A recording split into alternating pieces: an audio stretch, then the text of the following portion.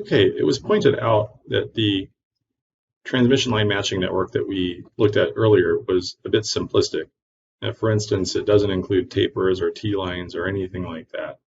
And I thought this was a good time to introduce the optimization engine to adding a bit more complexity to the design and allowing an optimization to fine-tune it. So to make the design look a bit more realistic, we're going to add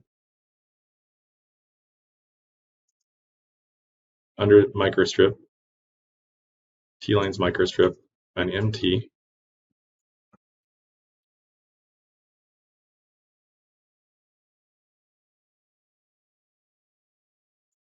And we're going to add a bit more of a series 50 ohm stub in series with the input port or the 50 ohm port. Now I want to make that stub about 15 degrees just to give it some electrical length, and that means making the length of this line about 55.4 mils. For the T, we have a 50 ohm junction, so we want the widths of all elements of the T to be about 50 ohms, and we calculated that for this particular substrate to be 36.31 mils.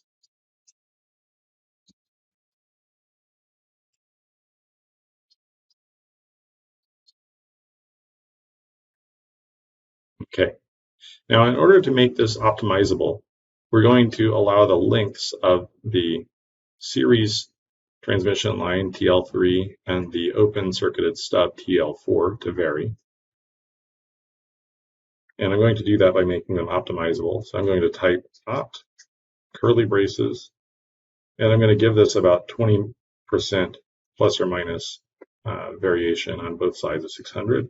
So we're going to let it go from 540 mils to about 660 mils.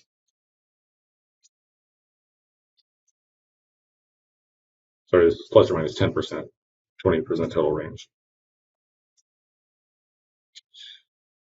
And we can do the same thing for the TL3 component.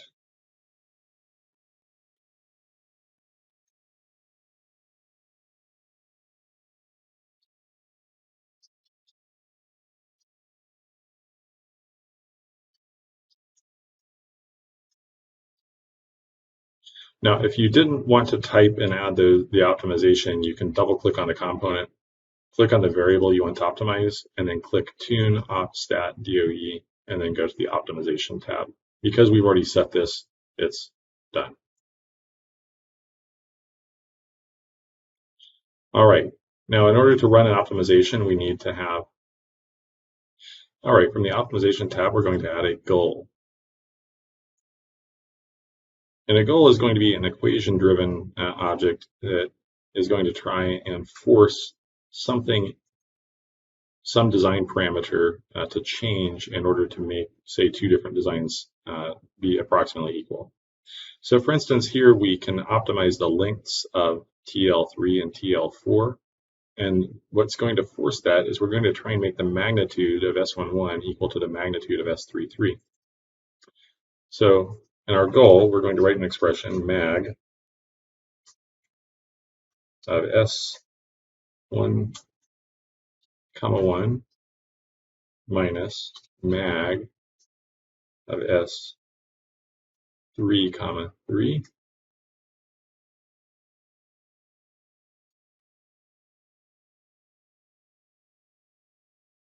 We need this to be done for our analysis SP1, and we're going to try and get this to fit within a range, say,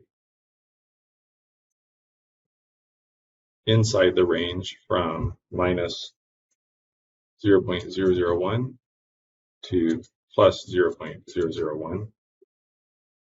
We can change the weight if we have more than one goal, but in this case, we're only going to set one, so that won't matter. We're going to give this a frequency range. We want this to match at 5 gigahertz, so let's see if we can have it match between 4.5 gig to 5.5 gig.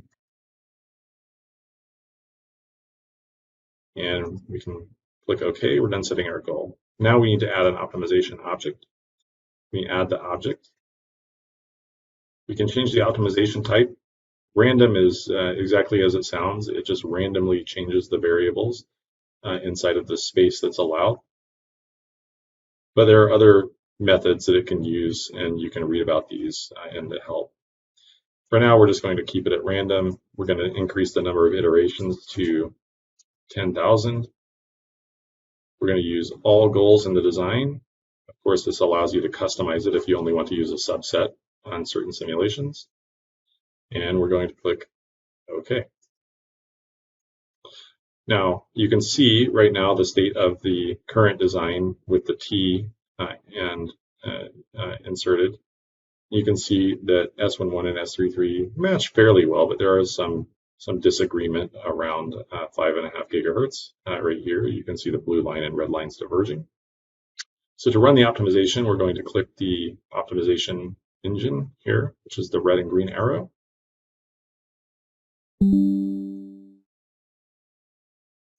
And it is now running the optimization. You can see it iterating in the design. You can see pretty quickly that it tried to force the TL3 component towards its minimum, whereas the TL4 component is staying right in the middle of its range.